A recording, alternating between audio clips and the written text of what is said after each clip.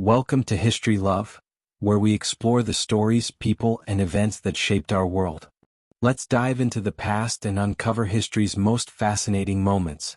Battle of Fort Sumter. The fuse is lit. The Battle of Fort Sumter. It was a chilly dawn on April 12, 1861, as Fort Sumter stood like a lone sentinel in the mouth of Charleston Harbor. Its walls, half-finished and facing the wrong way for war, were never meant for this kind of fight. Yet, for both the North and the South, this crumbling fort became a symbol, a line in the sand for a fractured nation on the brink of catastrophe. Months earlier, South Carolina had thrown down the gauntlet, becoming the first state to secede from the Union after Abraham Lincoln's election. The Confederacy had formed, with Jefferson Davis at its helm, but the Union still held Fort Sumter, a federal outpost surrounded by hostile Confederate guns.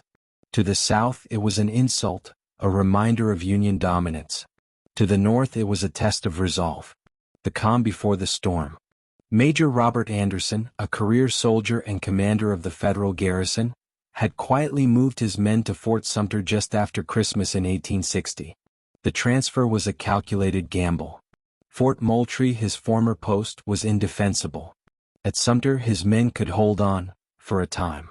But as Confederate forces constructed batteries around the harbor, Anderson knew his position was increasingly untenable.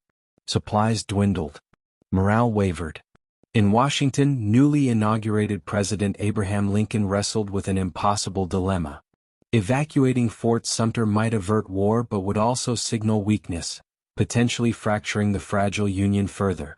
Reinforcing the garrison could provoke open conflict. Lincoln chose a middle path. A relief expedition carrying only food would sail for Charleston. He sent word to Confederate authorities, leaving them with a fateful decision. The first shots of war. General P.G.T. Beauregard, a brilliant engineer and commander of Confederate forces in Charleston, received his orders from President Davis. Fort Sumter must fall. The South could not wait for Lincoln to act. The world would soon witness the South's resolve. At 4:30 a.m. on April 12, a mortar shell arced across the darkened sky and exploded above the fort. The Confederate guns thundered to life, shaking the ground and lighting up the harbor with a fiery brilliance. The roar echoed through Charleston, where civilians gathered on rooftops to watch what many believed would be a brief and glorious clash. Inside the fort, Anderson's men scrambled to return fire. Their cannons boomed in reply, but the odds were hopeless. For 34 hours, Confederate shells rained down on the crumbling fortress. Smoke and fire filled the air as explosions rocked the island. The defenders fought valiantly, but their ammunition and supplies ran low. By the afternoon of April 13, Anderson had no choice. He raised the white flag.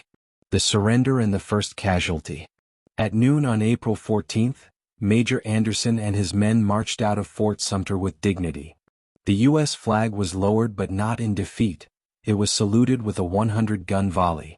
Tragically, on the 50th round, a cannon misfired, killing Private Daniel Hoff.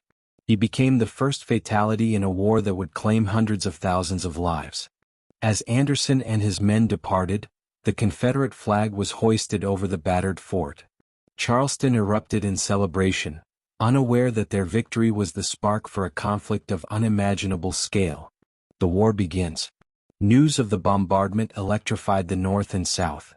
In the Union, Lincoln's call for 75,000 volunteers was met with an outpouring of both support and rage. Across the South, more states seceded, joining the Confederacy. Neither Lincoln nor Davis could have foreseen what was to come. What began as a standoff in Charleston Harbor would escalate into a war that tore the nation apart for 4 long years. Fort Sumter had fallen, but the battle for the soul of America had just begun. Thanks for joining us on this journey through history.